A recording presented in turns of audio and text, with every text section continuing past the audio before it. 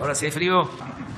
Helada, dirían por allá, por el sureste. Bueno, vamos a informar. Hoy es martes. Tenemos que dar a conocer todo lo relacionado con la pandemia y para eso va a informar el doctor Jorge Alcocer, el doctor Hugo López-Gatell, el general Luis Crescencio Sandoval y Marcelo Ebrard. Vamos a ser breves en esta ocasión porque a las 8 de la mañana van a estar legisladores aquí en el patio central, diputados que han sido invitados porque queremos agradecerles por su apoyo, por su respaldo, por la aprobación del presupuesto que va a ayudar a mucha gente. Ayer hablaba yo de que se benefician de manera directa con el presupuesto aprobado 25 millones de familias, sobre todo la gente más humilde, pobre, hasta la clase media. Y también nos beneficiamos todos, no solo los pobres, sino también los que tenemos más ingresos, todos los ciudadanos, porque esto permite que haya tranquilidad, que haya paz. No olvidemos que la paz es fruto de la justicia. Cuando hay desigualdad, pobreza, cuando se abandonan a los jóvenes, hay frustración y violencia. Por eso es muy importante, no solo por razones humanitarias, que ya con eso sería más que suficiente, sino también para vivir en paz, que haya justicia. Eso es lo que garantiza el presupuesto que se aprobó. Además, esto significa fortalecer el mercado interno, más capacidad de consumo. Cuando la gente no tiene más que para lo básico, y a veces ni siquiera para eso, pues se estanca la actividad económica. No se promueve la actividad productiva, no se promueve el comercio. Cuando hay circulante, cuando la gente tiene recursos, tiene ingresos, pues se beneficia la industria, se beneficia la actividad productiva, se beneficia el comercio. Eso ya está más que demostrado. Por si fuese poco, el presupuesto también contempla financiamiento para obras de infraestructura que son fundamentales. El terminar el aeropuerto de Santa Lucía, Felipe Ángeles, todas las obras del Istmo de Tehuantepec, la rehabilitación de las refinerías, la construcción de la nueva refinería, la compra de la refinería de Shell, que nos va a permitir tener gasolinas, no comprarlas, procesar nuestra materia prima, nuestro petróleo, garantizar que no nos falte el abasto y garantizar que no aumenten los precios de los combustibles. No es para presumir, pero en Estados Unidos en los últimos tiempos ha aumentado la gasolina 25% y en México no. Y lo mismo la luz. Y todo esto es por las obras que se están realizando. El presupuesto contempla el que se siga construyendo el Tren Maya y en su conjunto estamos hablando de alrededor de 300,000 empleos directos e indirectos. No se invertía con presupuesto para hacer obras desde hacía mucho tiempo. El gobierno se dedicaba nada más a entregar contratos y concesiones o hacer obras con crédito, con deuda. Ahora no es así, es presupuesto público, sin deuda, porque no hay corrupción, porque hay austeridad republicana. Entonces todo esto lo entendieron muy bien, lo han internalizado, lo han convertido en convicción los legisladores y nos ayudaron para la aprobación del presupuesto. Es un presupuesto para el bienestar del pueblo. Entonces vamos a tener con ellos un encuentro a las 8 de la mañana y por eso pues vamos a limitar la conferencia del día de hoy. Sin embargo, sí vamos a cumplir dándole la palabra a Eduardo Esquivel y a Marco Olvera, que quedamos pendientes. Con su permiso, señor presidente, muy buenos días a todas y todos ustedes.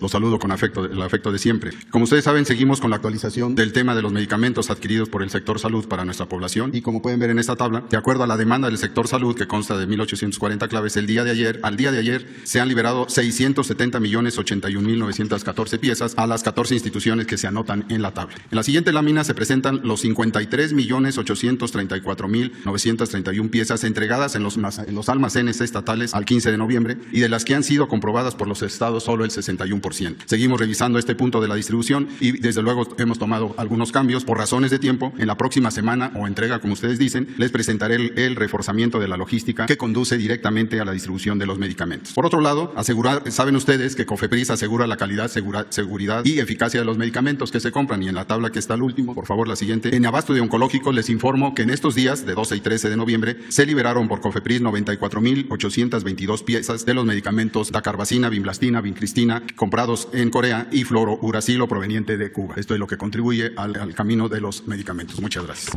Presidente, muy buenos días, secretarios. Buenos días tengan todas y todos ustedes. Hoy queremos compartir el avance que tiene el programa de vacunación y en particular destacar la continuidad de este programa de vacunación contra COVID después de lo que presentamos en Campeche hace algunas semanas, en donde informamos el haber cumplido la vacunación de personas adultas con al menos una dosis. Vamos a retomar sobre eso y destacar qué es lo que sigue, cuáles son los siguientes pasos y cómo continúa el programa. Si me pasan la primero vamos a dar una actualización. Hoy que estamos en la semana 40 46 del año. Vemos aquí como a la semana 44 abrimos con una reducción de 7% en la incidencia de COVID. Estos son ya 16 semanas continuas de reducción. Ciertamente la reducción de esta semana no es tan importante como la ha habido en las semanas precedentes. Y en la siguiente lo que vemos es que la hospitalización se mantiene en tendencia a la baja, con casi 90% de reducción comparado con el punto máximo de ocupación hospitalaria que ocurrió al inicio de enero durante la segunda ola. Pasamos a la vacunación y tenemos que 129.8 millones de dosis de vacuna contra el COVID han sido aplicadas. Esto corresponde a 75.5 millones de personas que ya han sido vacunadas. 84% de ellas tienen el esquema completo, 16 son esquemas de reciente aplicación y continuamos hasta completar la segunda dosis en todas las personas adultas. 84% es la cobertura general en todo el país. Hay 6 entidades federativas, como se puede ver en la gráfica, que tienen coberturas todavía por debajo de 80% y son en las que estamos haciendo el mayor énfasis de alcance de cobertura. Lo explicaré en medio minuto. En total hemos recibido casi 165 millones de dosis y eso nos permite ampliar el programa en las direcciones que a continuación mencionaré. Vamos a ver cuáles son los siguientes pasos. La estrategia de vacunación contra COVID-19 continúa. En este momento tenemos que terminar de cubrir las segundas dosis para toda la población adulta. Esto particularmente hay 15 estados, 372 municipios en donde estamos teniendo el alcance de cobertura en las dificultades que implica población dispersa. Destacamos esto, el compromiso ha sido desde el inicio no dejar a nadie atrás, a nadie a un lado, y las poblaciones dispersas es muy complejo llegar a ellas. Hay caseríos, hay comunidades que tienen menos de 1,000 habitantes, están muy dispersas territorialmente, pero estamos llegando a cada rincón del país. Lo segundo, expandir la cobertura en estas zonas rurales. Ha habido personas que de inicio no se quisieron vacunar o de inicio no pudieron desplazarse, por ejemplo, a las cabeceras municipales. Por eso ahora, a partir de brigadas móviles, de convocar en los puntos de atención del bienestar social, vamos a estar vacunando y ofreciendo la vacuna a todas, absolutamente todas las personas. Un tercer elemento son las embarazadas. Destacamos la importancia de la vacunación en embarazadas. En mujeres embarazadas el riesgo de COVID grave es mayor que en mujeres no embarazadas. Lo mismo con la influenza. Entonces volvemos a invitar a las mujeres embarazadas a que se vacunen, a sus médicas y médicos que les atienden del embarazo, que se actualicen en la información. La vacuna contra COVID, la vacuna contra influenza son seguras y efectivas para proteger a la mujer embarazada y al hijo o hija que está en formación. Lo cuarto es niñas y niños y adolescentes con comorbilidades, que iniciamos la vacunación desde la primera semana de octubre. Hemos recibido muy pocas personas, la estimación es arriba de 1 millón de estas personas y hasta el momento menos del 10% se han acercado a los puestos de vacunación. Insistimos, es muy importante, la comorbilidad también en adolescentes y niños aumenta el riesgo de complicaciones. Hoy comentaremos, abrimos próximamente niñas, niños y adolescentes de 15 a 17 años, aún sin comorbilidades. Este es el elemento nuevo, explicaremos cuál es la lógica científica detrás de ello. Y finalmente, las personas que vayan cumpliendo 18 años, conforme pasen los días y los meses durante todo 2022, también serán vacunadas según cumplan la edad. Vamos a ver en la siguiente gráfica. Vean ustedes, esta es la mortalidad por 100,000 habitantes. Noten la escala, el tamaño de los números y en el eje horizontal lo que vemos es edad de 10 hasta 20 años. Es un enfoque a este grupo poblacional. Noten ustedes cómo entre 10 y 14 años la mortalidad es sumamente baja. Desde luego, por debajo de 10 años es aún más baja. Esto ya lo hemos comentado varias veces. A partir de los 15 años hay un incremento de la mortalidad. Ciertamente, en forma absoluta es muy baja, como lo hemos destacado. Pero en comparación de estos dos grupos, de 10 a 14 y de 15 en adelante,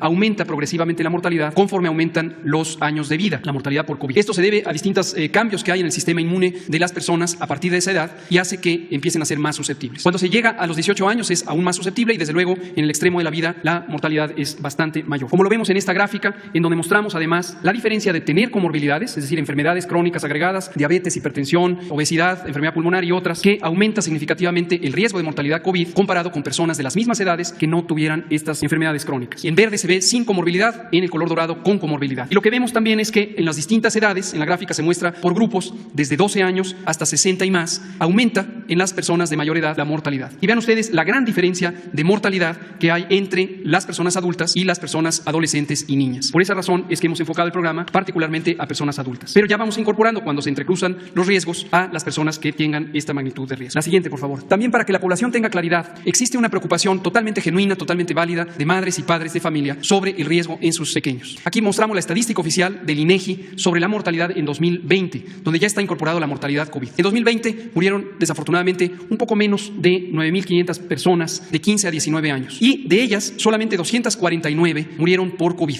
En cambio, por otras causas, de la 1 a la 6, se suman 27 veces más muertes por esas otras causas si las comparamos con COVID. Y esto nos muestra que la mortalidad COVID, el riesgo de morir por COVID en la adolescencia es muy significativamente menor a otros riesgos muy comunes en esa edad. Esto para que las familias tengan claridad de que no es ni por asomo la causa más importante de complicaciones y muerte en esta edad. Muy distinto a las personas adultas mayores que afortunadamente han sido ya vacunadas. vacunadas. Termino comentando cuál va a ser el mecanismo. Es el mecanismo por el que hemos incorporado a todas las demás condiciones de riesgo. Primero adultos mayores o personal de salud, adultos mayores. También incorporamos a las mujeres embarazadas en mayo pasado y ahora incorporaríamos a niñas, niños de 15 a 17 años que no tengan comorbilidades, adicional a lo que ya está abierto. A partir de este viernes 19 de noviembre abrimos el preregistro en el portal mivacuna.salud.gov.mx. Es importante preregistrarse, eso nos ayuda a planear y después serían abriendo las unidades de vacunación por entidad federativa de acuerdo a estos grupos. Muchas gracias, presidente. Con su permiso, señor presidente. Continuamos con el informe de distribución de vacunas. Del 25 al 11 de noviembre arribaron a nuestro país vacunas de Pfizer, AstraZeneca, CanSino, Sinovac, Sputnik, un total de 31.404.808 dosis. Adelante. El viernes 29 de octubre se distribuyeron 4.312.760 dosis por vía aérea, 830.740. Se organizaron 2 rutas aéreas para cubrir 10 estados con aeronaves de la Fuerza Aérea Mexicana. Y por vía terrestre, un total de 3.482.020 dosis. Se asistieron a Incania Birmex 7 entidades para recoger sus vacunas y se organizaron 6 rutas de distribución para atender a 15 estados. Adelante. El día jueves 11 de noviembre se distribuyeron 8.432.896 dosis. Por aire, 1.095.590 dosis. De igual forma, 2 rutas aéreas para cubrir 8 entidades federativas con aeronaves de la Fuerza Aérea. En distribución terrestre, un total de 7.337.306 dosis. 7 entidades acudieron a Birmex a recoger sus vacunas y a 16 entidades se atendieron a través de 6 rutas organizadas con la seguridad de SEMAR, del Ejército y de Guardia Nacional. Adelante, en resumen, viernes y jueves se realizaron el transporte vía aérea de 1.926.330 dosis, por vía terrestre 10.819.326 y el total distribuido 12.745.656 dosis, cubriendo las 32 entidades federativas con 85 escoltas de seguridad, el mismo número de movimientos terrestres, con 22 movimientos aéreos efectuados, con 25 horas de vuelo. El total general, 2.566 hombres empleados para esta actividad, 255 vehículos y 4 aeronaves. Es todo, señor presidente. Su permiso, señor presidente, muy buenos días. Rápida revisión de la estrategia que por instrucciones del presidente estamos siguiendo. Vamos a tener la 9ª cumbre de líderes de América del Norte. Como ustedes saben, va a ser el día jueves, Washington, D.C. Uno de los temas principales, la cooperación para hacer frente al COVID-19 y la seguridad de los 3 países en materia de salud, que es una de las grandes lecciones de lo que ha sido esta pandemia. Siguiente, por favor. Para enfrentar las consecuencias de la pandemia y prepararnos para el futuro inmediato, ¿de qué vamos a hablar? Trabajo regional para el reconocimiento de todas las vacunas contra el COVID-19 que han sido aprobadas por la Organización Mundial de la Salud en Estados Unidos, Canadá y México. Acciones conjuntas para proveer vacunas contra el COVID-19 de América del Norte hacia América Latina y el Caribe. Estudio y desarrollo de producción en los 3 países de vacunas para el caso de COVID-19 y para futuras o probables otras enfermedades que podamos enfrentar. El día de hoy voy a recibir en la Cancillería a la ministra de Asuntos Exteriores de Canadá, que hizo el viaje para revisar la agenda conjunta. Vamos a tener reunión bilateral con el primer ministro Trudeau y también vamos a tratar de afinar nuestras posiciones respecto al COVID-19 y el futuro del que estoy hablando. La siguiente, por favor. Como recordaremos, con Estados Unidos tuvimos y estamos muy agradecidos por el respaldo para ventiladores y para vacunas, sean donaciones o préstamos o adelantos de vacunas. Y señalar que el día 8 de noviembre, como ya sabemos, se reabrió la frontera a partir de un planteamiento que hizo el presidente López Obrador. Tuvimos un incremento en el flujo de actividades no esenciales, o sea, todas las actividades turísticas, etcétera. Empezamos en 12, luego 20%, 25% y ahora esperamos llegar al 60% para este fin de semana. Sigue, por favor. Por último, en diciembre del año pasado empezamos a recibir vacunas de Pfizer, como ustedes recordarán, y vamos a llegar aproximadamente a 185 a un año de distancia, 185 millones de dosis, sean producidas en México o enviadas, importadas a México. ¿Sería cuánto, señor presidente? Vamos con Eduardo. Buenos días, señor presidente. Buenos días, miembros del gabinete. Eduardo Esquivel Ancona, SDP Noticias. Señor presidente, yo le quisiera preguntar, ¿cuántas carboeléctricas o termoeléctricas a base de combustóleo tiene planeado la Comisión Federal de Electricidad para el siguiente año? Esto se lo planteo porque la narrativa de la oposición a la reforma eléctrica que se está proponiendo, hablan de que se va a incrementar el uso del combustóleo, que se va del carbón, de energías sucias, y esto pues México, según estamos investigando en SDP, de combustóleo, del total de la generación de electricidad en México solo se produce el 2.5% del total con combustóleo, y con carbón es el 4%, que sería en total 6.5% de todo el total, muy diferente a lo que es en Estados Unidos, que tienen 252 plantas carboeléctricas. Aquí en México solo tenemos 3, y esas plantas carboeléctricas producen el 19% de los Estados Unidos del total y 1% con combustóleo. combustóleo. Esto nos da un total de 852 teravatios en total de energías sucias en Estados Unidos, que es más del doble de toda la producción, de toda la generación de electricidad que tiene México, con todos los privados y la Comisión Federal de Electricidad.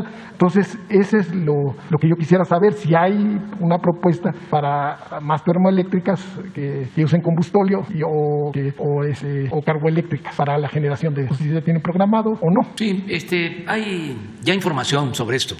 Por eso se va a iniciar una campaña en todo el país sobre el porqué de la reforma eléctrica, que la gente sepa. Cuando impusieron la llamada reforma energética en el gobierno anterior, la gente no se enteró, no supo de qué se trataba. Lo tengo muy presente porque nosotros estábamos muy preocupados y ocupados para que no se aprobara esa reforma energética, que no se privatizara el petróleo y la industria eléctrica. Llevamos a cabo en 2 meses, recuerdo, como 10 concentraciones, 10 meetings. Creo que estuvimos en 2 meses 5 veces en el Zócalo y no nos los permitían, y también estuvimos en la Avenida Juárez y llenábamos el Zócalo, pero necesitábamos más. No faltó pueblo para detener esas reformas, porque la gente no estaba informada, y como los neoliberales tenían el control absoluto de los medios, pues no se informó al pueblo. Al contrario, se le decía a la gente de que iba a llegar la inversión extranjera a raudales con la reforma energética, que iba a aumentar la producción petrolera, que iba a bajar el precio de las gasolinas, de la luz. Toda una campaña en medios, un bombardeo. Y llenábamos el Zócalo, pero la verdad, nosotros queríamos que se llenara todo el centro, como cuando el desafuero, pero no lo logramos porque no había información. Entonces ese debate quedó pendiente, es una asignatura pendiente, y ahora queremos que la gente se informe, que no haya manipulación, porque estos corruptos sacaron la bandera de las energías limpias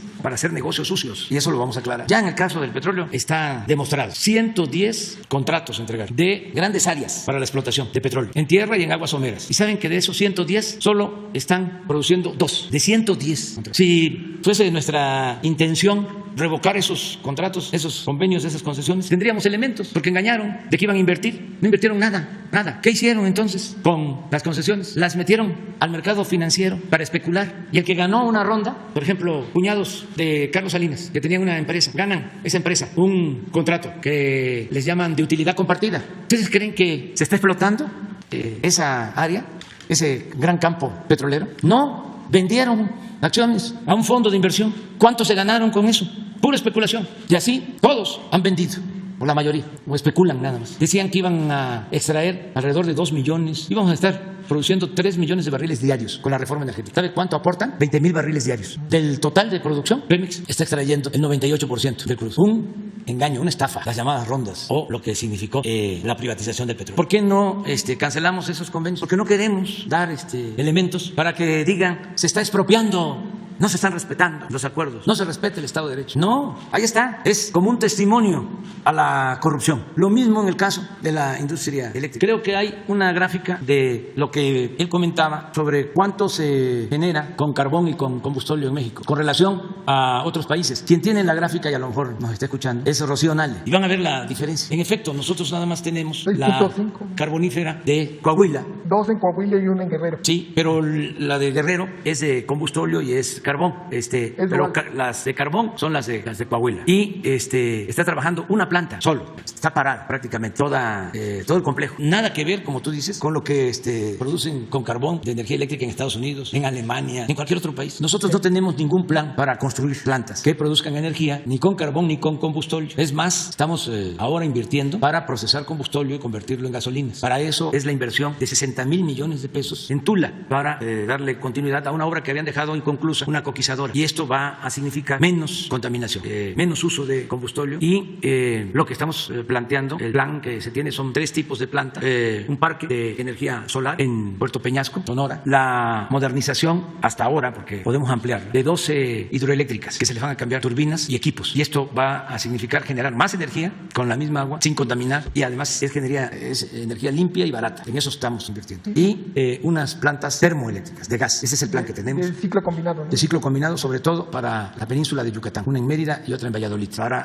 atender la demanda de la península. Y ahí están haciendo una nueva hidroeléctrica, ¿no? En la presa de Santa María, ¿no? Sí, porque nosotros tenemos 60 presas y no todas tienen turbinas para generar energía. Por ejemplo, ya está funcionando la presa Picacho en Sinaloa. Está abasteciendo de agua a Mazatlán, que tiene agua ahora suficiente. Vamos a hacer también un acueducto para llevar agua a otros municipios de Sinaloa, a Concordia, porque esto suele pasar. Ahí está la presa en el municipio de Concordia y en el municipio no hay agua. Entonces nos comprometimos a hacer el acueducto. Esto me tocó verlo también en Chiapas, en Chicoacén, lo poblado que está, no está la presa de Chicoacén, eso es Umacinta, y no tenía agua en aquel entonces, teniendo el vaso de presa. Entonces, pero no tienen equipo para generación de energía. Y al instalar los equipos, las turbinas, con esa presa alumbramos Mazatlán, todo Mazatlán. Santa María sí, ya se está contemplando, no solo para riego, no solo para abastecer agua, controlar las avenidas, sino también para generar energía. Pero tenemos así, repito, 60 embalses que pueden ser utilizados. No hay daño ecológico, porque es un proceso mecánico.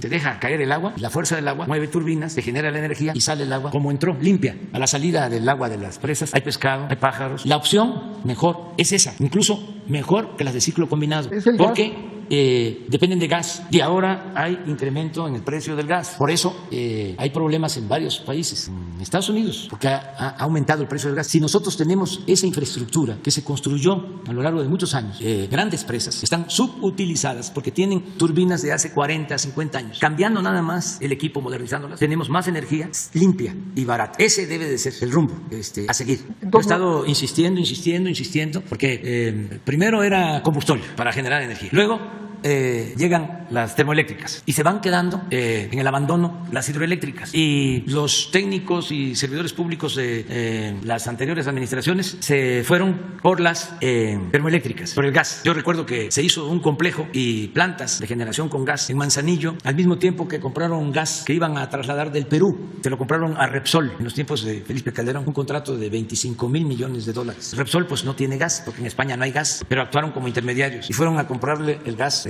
barato al Perú, y para comprarles el gas en Perú dijeron que ya tenían amarrada la operación en México para que se les comprara el gas de Perú. Entonces se pactó un precio, porque el gas en ese entonces en Estados Unidos tenía un precio muy elevado y el gas de Perú resultaba más barato. ¿Qué pasa? Que como a los 3 años se cae el precio del gas en Estados Unidos. Cuando empiezan con lo del fracking, empiezan a extraer más gas, se cae el precio del gas. Entonces cancelan el proyecto de Perú y de ahí surgen los famosos gasoductos, con la mentira de que iban a construir 12 grandes termoeléctricas y necesitaban gas. Pues no hicieron las termoeléctricas, pero sí compraron el gas a precios elevadísimos. ¿Qué ha venido pasando hasta hace un año? Por eso los expertos hay que escucharlos de manera precavida, no creerles todo. Hace un año los expertos decían que no había ningún problema, que no iba a aumentar durante mucho tiempo el precio del gas en Estados Unidos. Pues se equivocaron, ya está aumentando. Entonces, en México, nuestra opción para la autosuficiencia, para que no padezcamos, debe ser el diversificar las fuentes de generación de energía. No depender de un insumo, sino de varios insumos, y darle prioridad al agua, a las hidroeléctricas, a la infraestructura que se construyó desde hace mucho tiempo, pero muy especialmente durante el gobierno del presidente López Mateos. Hicieron las grandes presas en el país. Se invirtió en Fiernillo, en Michoacán, fue en ese entonces, Malpaso, en Chiapas, fue de ese entonces, y otras más. Entonces, ahí están esas obras de infraestructura. Lo que requieren es modernización. El cambio de turbinas no significa mucho tiempo, no es algo muy complejo, y ya se tiene el agua, que es el insumo principal. Entonces, no sé si encontraron. A ver, ¿no tenemos México? Sí. ¿Y cuál es el carbón? Este es carbón y este es gas natural. A ver, México, nada más. No es una clase. Sí, y este es carbón. No, esta que es combustóleo. Sí, pero no veo la hidro, es esta. Así estamos. A ver, pon Alemania nada más, así como aleatorio. A ver, Estados Unidos. Esto lo vamos a ir informando para que cuando se decida Congreso, la discusión, el análisis, la aprobación de la iniciativa, pues los ciudadanos tengan más elementos, para que no sean nada más los legisladores, sino que la gente sepa qué van a aprobar los legisladores o qué van a rechazar los legisladores. Entonces no tienen de qué preocuparse los que están preocupados por que va a ser... no, nada, absolutamente. No va a haber No hay ningún plan para crear plantas que se alimenten con carbón o combustóleo. No existe ningún proyecto con ese propósito. Y sí está el proyecto de hacer menos combustóleo en la refinería de la coquizadora para que no tengamos combustóleo. Estamos también modernizando las refinerías, que eso significa equipos nuevos, no contaminantes, para mantenernos de acuerdo a la norma. Ya manifesté que vamos a modernizar 12 hidroeléctricas y el parque solar de Sonora. En Sonora. Ese es el plan, básicamente. Y pues el programa de reforestación más importante del mundo. que no les gusta a los ambientalistas y menos a los traficantes de influencia. Pero esta es la realidad. Qué bien que lo planteas, porque ayuda a aclarar mucho. Sí, nomás una cuestión. Estaba viendo lo del combustóleo, sí, efectivamente se está produciendo más, pero el combustóleo no solo sirve para generar energía eléctrica, también se exporta, México exporta a Estados Unidos, en septiembre fueron 194,000 barriles diarios, porque es muy demandado por las refinerías de Estados Unidos que están con petróleo pesado para hacer diésel o asfalto, que tiene más valor agregado. Y pues le agradezco mucho, señor presidente, toda la... Sí, no, al contrario, muy bien. Ahora, Marco. De ese lado, presidente, buenos días a los integrantes del gabinete. Presidente, le quiero hacer una iniciativa migrante. Su pasada presentación en la ONU con respecto a bienestar para el mundo, para apoyar a más de 750 millones de personas que padecen hambre. Estuve visitando varios migrantes en el estado de Nueva York y además tengo comunicación con diversas asociaciones, tanto de California, Chicago y diversos estados de la Unión Americana. Entre 1940 y 1945, Estados Unidos sufrió una debacle en cuestión de mano de obra y como consecuencia muchos mexicanos fueron a parar allá a trabajar y les llamaron con el nombre de braceros. Yo no estaría de acuerdo con ese término. Posteriormente, el histrión Ronald Reagan y después presidente de los Estados Unidos hizo un gran empuje con la cuestión migratoria. Otorgaron green cards, residencias permanentes y apoyando siempre a los migrantes. En el gobierno de Barack Obama, en el primer mandato de 4 años, fue el gobierno que expulsó a más migrantes con 2.7 millones de migrantes apoyado por el actual presidente de los Estados Unidos, Joe Biden. Muchos mexicanos están pugnando para que haya una reforma migratoria. Sin embargo, yo creo que no va a haber una reforma migratoria porque tendría que entrar en cabildeo, obviamente, el Congreso, tanto de republicanos como de demócratas. La iniciativa, presidente, es que estos líderes de migrantes que están en los Estados Unidos, he tenido conversaciones con ellos y le queremos hacer un planteamiento. Hay muchos mexicanos que ya los alcanzó la vida, los alcanzó los años, el trabajo. Muchos de ellos están pidiendo apoyos económicos en las calles. Hay gente que trabajó 40, 30 años en los Estados Unidos y que ha servido a las donaciones porque allá pagan impuestos y además mandan remesas. El año pasado, durante una pandemia, se alcanzó un récord de 40.600 millones de dólares. Ahora están por alcanzar o rebasar 50.000 millones de dólares. La propuesta es de que su gobierno los apoyara para que pudieran regresar al país estos migrantes mexicanos, para que tengan por lo menos un buen morir o por lo menos alcancen los años de vida que les restan en sus aldeas, en sus pueblos. Pero que además, antes de que regresen al país, que los incluyera dentro del padrón de bienestar, para que tuvieran un apoyo como los que viven aquí en México, de los de 60 y más, porque lo van a necesitar. Muchos de ellos mandaron todos sus ahorros a México en apoyo a sus familias y en México no tienen nada, no son ni de aquí ni de allá. Entonces quisiera ver si apoyaría esa propuesta, presidente, cómo se trabajaría. Obviamente los cónsules y el embajador pues tendrían que entrar en un trabajo arduo para tener un padrón de estos migrantes que están allá y dirán que cómo los van a traer. Pues tenemos aviones de la Fuerza Aérea, de la Marina, que se pueden traer esos migrantes porque a veces no tienen ni siquiera tampoco para pagar el boleto en un viaje comercial. ¿Qué le dice a esos migrantes, presidente, que usted los llama héroes vivientes? Pues muchas veces aquí en la mañana. Pues nosotros desde luego que los apoyaríamos si ellos desean regresar, si ya son personas mayores que quieran regresar a sus pueblos, a sus comunidades. Nosotros les ayudaríamos. ¿Cómo? Pues otorgándoles créditos, más que nada apoyo para vivienda. Si ellos consiguen un terreno o un familiar, un hijo, hija de los que están acá, tienen un terreno o donde viven es un solar grande y pueden darles un espacio, nosotros les ayudamos para que construyan su casa. Y también se les incluye en el programa de la pensión. Que además no serían millones, presidente, porque la pensión que se le otorga a las personas mayores de 60 y más fluctúa.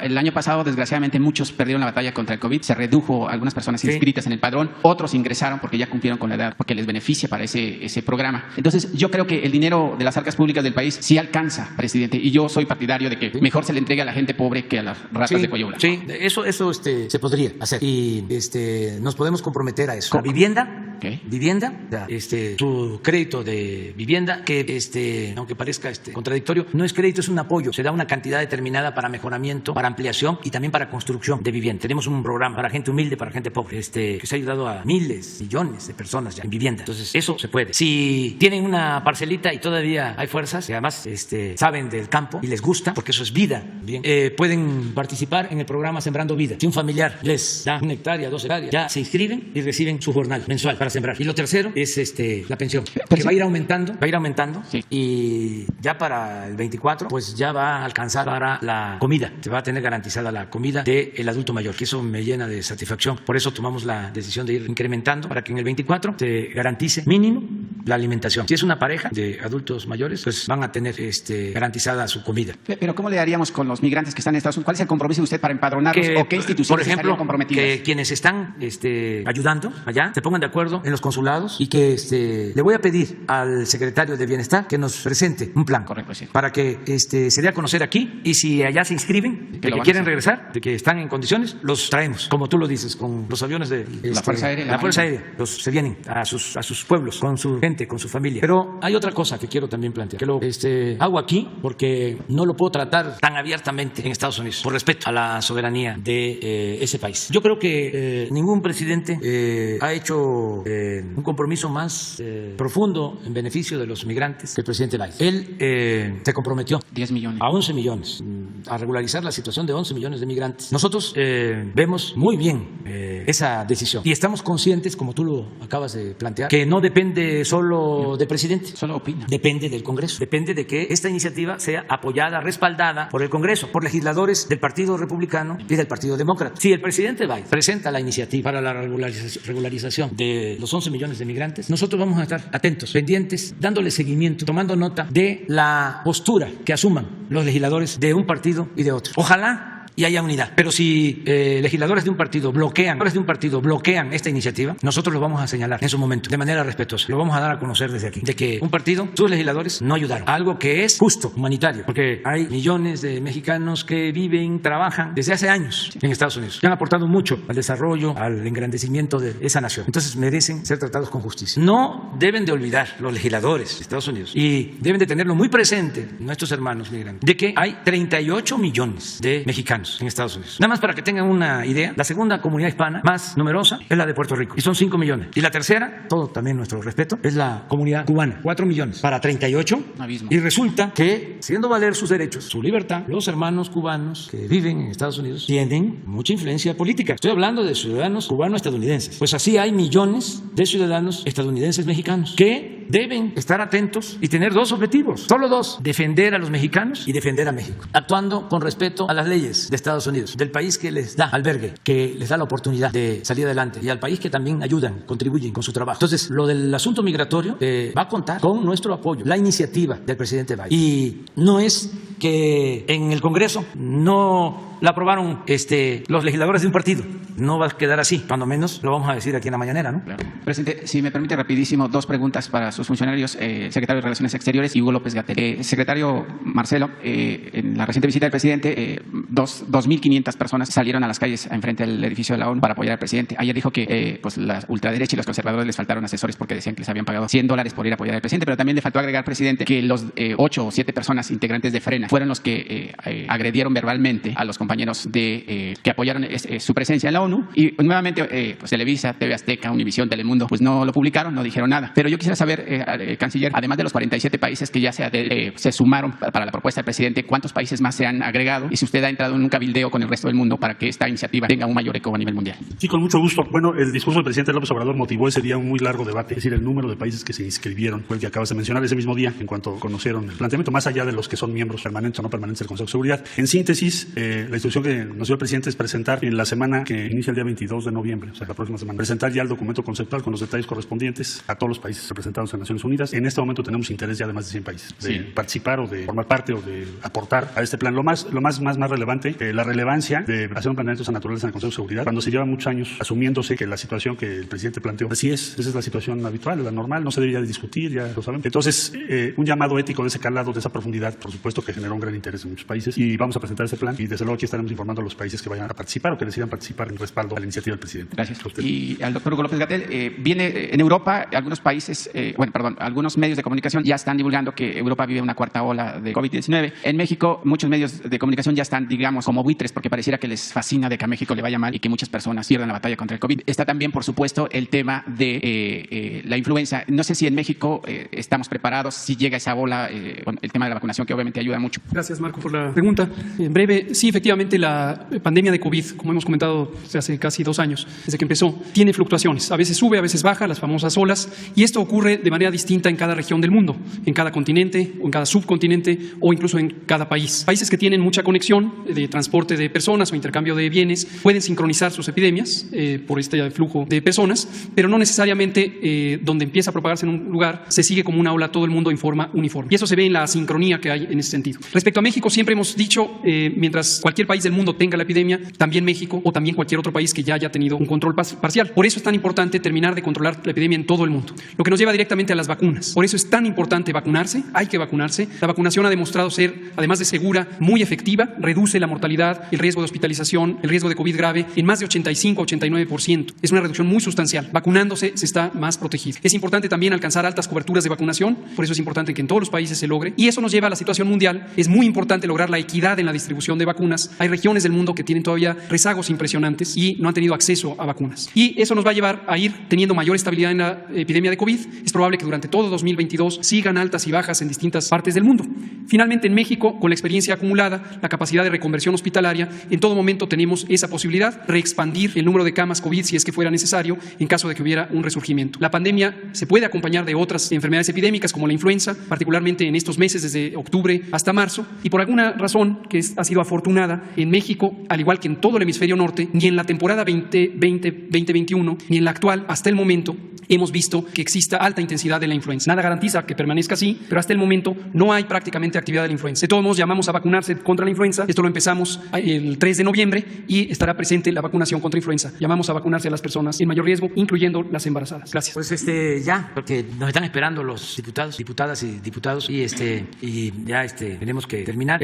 Informarles de que mañana la reunión de seguridad y la conferencia la vamos a dar en Cancún, en Quintana Roo. Vamos a llevar a cabo allá la reunión de seguridad y también la conferencia. El jueves pues no vamos a tener, ni el viernes, porque salimos a Estados Unidos. Están invitadas al desfile militar el 20 de noviembre, el sábado.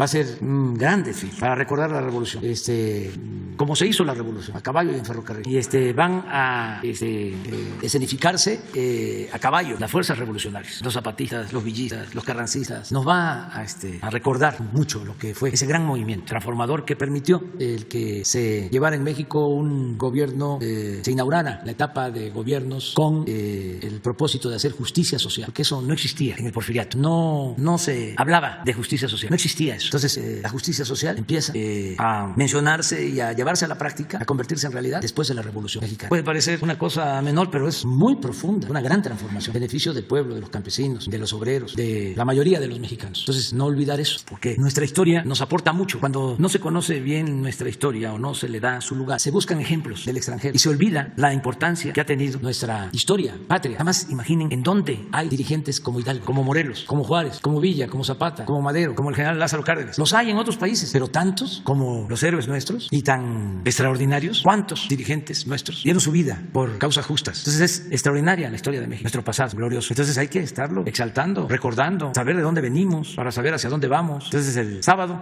nos vemos y les invitamos también al patio. Ya ven que hay mucho frío aquí, allá no. Nos vemos entonces.